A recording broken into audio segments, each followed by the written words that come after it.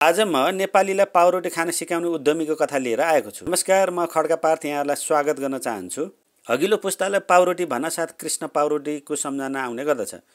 विशेष गरी काठमाडौँवासीले कृष्ण पाउरोटीको नाम धेरै पहिलेदेखि सुन्दै आएका छन्। नाम मात्र होइन, कमल पोखरीमा अवस्थित कृष्ण पाउरोटीको स्वाद समेत धेरैले चाख्दै आएका छन्। काठमाडौँमा पाउरोटी उद्योगहरू नभएको बेला आजभन्दा 75 वर्ष पहिल्यै स्थापना भएको यो उद्योग र पाउरोटी कथा भने निकै रोचक र आरोह अवरोहपूर्ण छ। जसका नाममा पाउरोटी चिनियो उनले बिदा लिइसकेका छन् र छोरा नाति नातिनीले अहिले कृष्ण बहादुरको बिँडो थामिरहेका छन्। पाउरोटी नै नदेखेका नेपालीहरूलाई पाउरोटी खान सिकाउने र पाउरोटी संस्कार बसाल्ने स्वर्गीय कृष्ण बहादुर राजकर्णिकारले विक्रम सम्वत 2005 सालमा कमल पोखरी स्थित आफ्नै घरमा पाउरोटी स्थापना गरेका हुन्। कसरी जन्मियो त कृष्ण पाउरोटी उद्योग?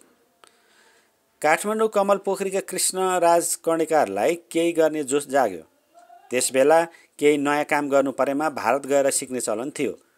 सोही अनुसार कृष्ण बहादुर राजकर्णिकार नयाँ सिपको खोजी गर्दै भारतको कलकत्ता पुगे। कलकत्तामा उनी करिब 10-12 दिन बसे। कामको खासै मेसो पाएनन्। सडकमा जताततै माग्नेहरू देखे अनि राजकर्णिकारको मनमा चिसो पस्यो। धेरै समय म यता बसेँ भने मेरो पनि यस्तै हाल हुनेछ। यस्तै निराशा बोकेर कृष्णले कलकत्ताबाट काठमाडौँ फर्किने निधो गरेका थिए। नेपाल फर्कनु अघि कृष्ण बहादुर राजकर्णिकारलाई कोलकाताको काली मन्दिर दर्शन गर्ने इच्छा जाग्यो अनि उनी मन्दिर दर्शन गर्न गए। मन्दिरमा एकदमै भिड थियो। उक्त भिडमा चेपिएर एउटी बालिका रुँदै गरेको दृश्य कृष्णले देखे। उनलाई उद्धार गरी घरसम्म पुर्याइदिए। बालिकाका बाबु कलकत्ताको एक पाउरोटी उद्योगका मिस्त्री रहेछन्। उनैले कृष्णको भविष्यको रेखा कोरिदिए। कृष्णले उनीसँगै पाउरोटी बनाउन सिके। कृष्ण पाउरोटी बनाउन सिकेर नेपाल फर्के। 2003 सालमा उद्योग खोल्ने इच्छा त जाग्यो, तर उनीसँग पुँजी थिएन। कृष्णको त्यो इच्छालाई उनकी श्रीमती जीवनसङ्गिनीले पुरा गरिदिन्। विवाहमा माइतीले दिएको गहना बन्दकी राखेर कृष्णलाई 2600 रुपियाँ ऋण निकालिदिन् अनि कृष्णले 2005 साल असोज 10 गते आफ्नै घरमा आफ्नै नामबाट पाउरोटी बनाउनु उद्योग खोले, कृष्ण पाउरोटी भण्डार। कृष्णले पाउरोटी उद्योग खोल्दा नेपालभित्र पाउरोटी भन्ने नै थिएन। उनले बनाएको पाउरोटी राणाजी हुँदै राजाले पनि खान थाले। त्यसपछि बिस्तारै बजारमा पनि पाउरोटीबारे धेरैलाई जानकारी भयो अनि कृष्ण पाउरोटीको बजारीकरण सुरु भयो। यतिसम्म भयो कि देशको कुनै कुनाबाट काठमाडौँ आएको मान्छेले जसरी पशुपतिनाथको प्रसाद लैजान्थे त्यसै गरी कृष्ण पाउरोटीबाट पाउरोटी किनेर लान्थे। पछि उनैबाट सिकेर नेपालमा धेरै पाउरोटी बनाउने उद्योग खुले। त्यसबेला खुट्टाले पिठो मुछेर पाउरोटी बनाइन्छ भन्ने मानिसहरूको बुझाइ थियो। खुट्टाले मुछेर बनाएको पाउरोटी खानु हुँदैन भनेर हल्ला पनि फैलियो। खुट्टाले पिठो मुछिँदैन भनेर थाहा दिन सबैले देख्ने गरी पसल छेउमा पिठो मुछे। उनले खुट्टाले पिठो मुछेर पाउरोटी बनाइन्छ भन्ने भ्रमलाई चिर्न आम मान्छेले देख्ने गरी नै पाउरोटी बनाए। त्यसपछि भने उनले बनाएका पाउरोटीप्रति मानिसहरू आकर्षित हुँदै गए। कृष्ण बहादुरले पाउरोटीसँगै चिया नास्ताको समेत व्यवस्था गरे। तर उनले सोचे अनुसारको कमाइ भने भएन। त्यही भएर उनी पसल बन्द गर्ने सोच बनाउँदै थिए। उनको पसलमा चिया पिउन आइरहने विश्वेश्वर प्रसाद कोइराला पनि पसल बन्द हुँदैछ भन्ने कुरा थाहा पाए। त्यसपछि बिपीले कृष्ण बहादुरलाई पसल बन्द नगर्न सुझाउँदै भने, कृष्ण दाई, यो पाउरोटी व्यवसायको भविष्य धेरै राम्रो छ। हामी प्रजातन्त्रका लागि लागिरहेका छौँ। प्रजातन्त्र त आउँछ, त्यसपछि भारतबाट नेपाल आउने धेरै हुन्छन् र यो व्यवसाय धेरै राम्रो हुन्छ। बिपी र कृष्ण बहादुरको राम्रो हिमचिम थियो। बिपी पसलमा आइरहन्थे। पाउरोटी बिस्तारै ग्राहकहरूको मन जित्न सफल भयो। बजारमा पाउरोटीको माग बढ्न थाल्यो अनि कृष्ण पाउरोटी लोकप्रिय बन्न थाल्यो। हातले पिठो मुछेर तयार गरेको पाउरोटीले माग धान्न सम्भव भएन। त्यति बेला दाउरा प्रयोग गरिएको परम्परागत भट्टीबाट पाउरोटी बनाउने काम हुन्थ्यो।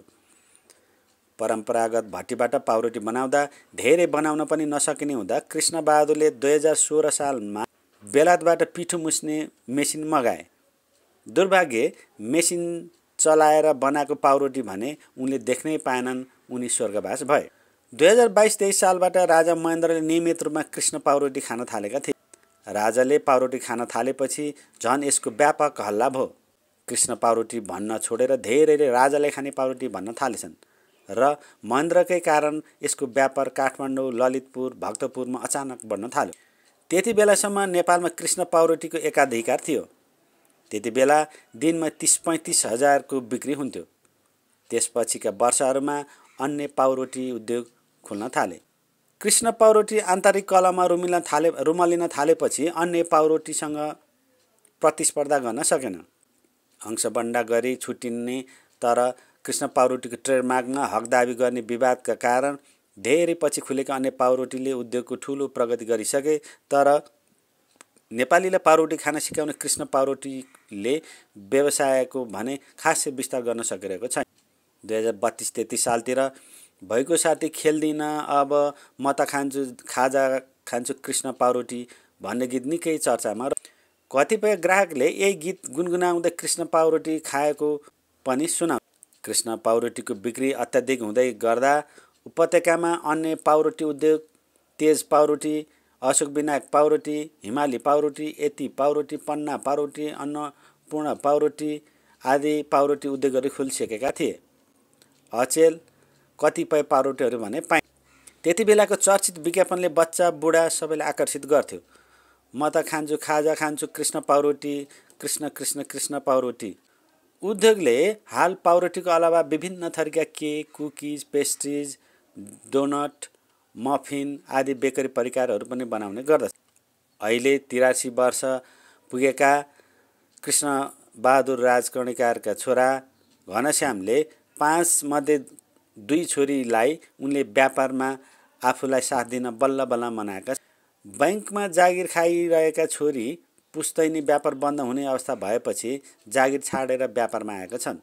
हाल उनीहरूले नै 75 वर्ष अघि कृष्ण राजकर्णिकारले स्थापना गरेको कृष्ण पाउरोटी भण्डार चलाउँदै आएका छन्। नियन्त्रकार समेत रहेका घनश्यामले कृष्ण पाउरोटी र कृष्णबहादुर राजकर्णिकार पुस्तक समेत लेखे। नेपालमा पाउरोटी उद्योगको स्थापना गर्ने कृष्णबहादुर राजकर्णिकार र कृष्ण पाउरोटी भण्डारका विषयमा यो पुस्तक आधारित छ। पुस्तकमा कृष्ण पाउरोटीको इतिहास, विकास र आरोह अवरोहलाई लेखकले संस्मरणको रूपमा प्रस्तुत गरेका छन्। यहाँहरूलाई यो कार्यक्रम कस्तो लाग्यो? कृपया मन पर्छ भने हामीलाई कमेन्ट गर्नुहोला र हाम्रो च्यानललाई सब्स्क्राइब गर्दै लाइक, सेयर पनि गरिदिनुहोला। तपाईको आगामी दिन शुभ रहोस्। नमस्कार।